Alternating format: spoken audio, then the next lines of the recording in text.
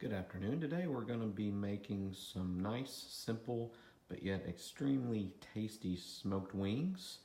And one step is often forgotten is the brine. The brine makes the chicken extremely tasty.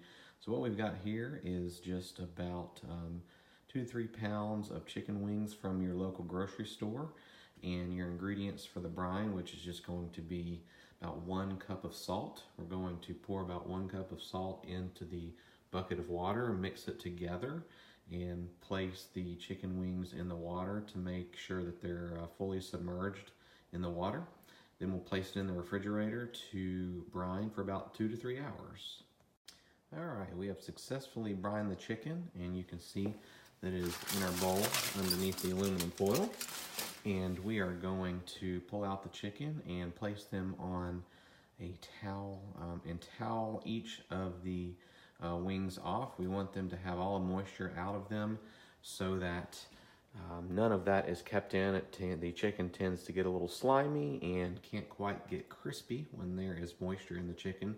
So we're going to towel those off nicely, and then we are going to apply what we're going to be using for today's cook, a little bit of the Bad Byron's butt rub, and then another easy dry rub that I like to use, which is the Grill Mates brown sugar bourbon. That's all we're going to need for this dry rub wing that we're going to be doing today.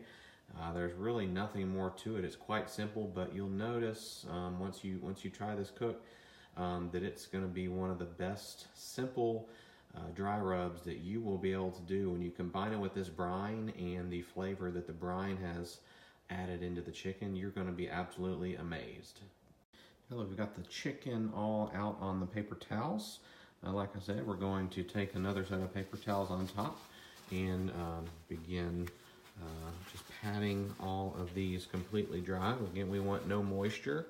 We're going to flip them over and dry as well. And like you can see, I used a pan underneath the first layer of paper towels. They do tend to be quite moist and wet, so we want to make sure that none of that moisture gets off onto the kitchen countertop.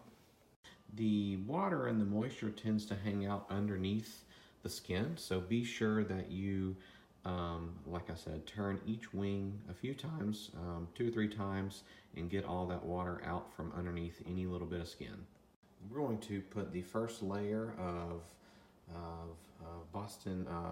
Bad Byron butt rub on the wings, and you can see we'll just do just a light coating, nothing too much. It really doesn't need a whole lot because this particular butt rub has a lot of flavor, and although it is called butt rub, it can be used on obviously Boston butts, which I'll show you in a later video, but it can also be used on chicken, as you'll see, and you'll see how delicious it is. Next, we're going to put a layer of our Grill Mates brown sugar bourbon McCormick's mix, and we're going to just kind of liberally go ahead and put that all over this layer as well. And we will do the other side of the chicken once we get the chicken onto the smoker, and we'll see that in just a minute. Today we're going to be doing our barbecue on the Big Green Egg. This is the large size green egg. One thing I highly recommend is for everybody to have a chimney starter. So what you'll do is you'll go ahead and get your briquettes into the chimney starter, and then you'll place the chimney starter down into the Big Green Egg onto the floor of the green egg where the old coals are. You'll light that on fire, and that way it can begin to get hot for about the next 20 or 30 minutes. And when the coals are hot, when the briquettes are hot, you can then simply lift up the chimney starter, pour in the briquettes, and you're ready to start smoking. You can now see that the chimney starter is working pretty well, and we've got most of the coals pretty hot. So we are going to reach down in and turn them over and spread them out at the bottom of the green egg. Today we're going to be smoking with some apple wood. It's just kind of simple wood that gives good flavor to chicken, doesn't overpower it like a mesquite would. We're going to use about 2 chunks to smoke with, and we're going to throw those down at the bottom of the fire, as well as a few apple wood chips as well, since we're going to be just doing a pretty quick smoke, about an hour and a half to 2 hours. Those chips work perfectly for this pretty quick smoke, as opposed to maybe a Boston butt or a brisket where you need a little bit more bang for your buck, where you'd use those large chunks. The configuration that we're going to be using today is we're going to be using the plate setters for a little bit of a offset heat, and indirect heat is what most people call it. You can see with that smoke coming up, I've thrown that wood in, and the smoke is already starting to come through. Got the plate setter under there. We're going to go ahead and start to try to regulate the temperature to about 250, no more than 275. We'll regulate that with the top and the bottom.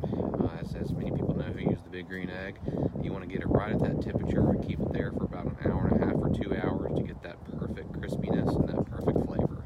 Got our Big Green Egg temperature right to about 250, in between 250 275, right about where we want it. So we will lift it up. As you know, whenever you lift up the Big Green Egg, you want to burp it a little bit so that all the smoke doesn't come out all at once. And then we will place the chicken on and place the second layer of coating of rub on the other side.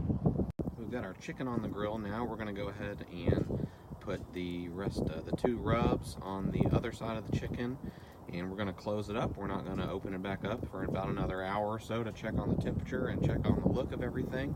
Maybe flip them and put a little bit more rub on if we need to, and we'll be close to be ready to eat. Our chicken wings are done. You can see they're crispy and cooked to perfection. We left them on the grill for about 2 hours at a temperature of about 250 to 275 degrees. And they are now cooked and done. These are your dry rub smoked wings. We now have the chicken in the brine. We're going to cover up with some aluminum foil and again place it in the fridge for about 2 to 3 hours while it gets its flavor.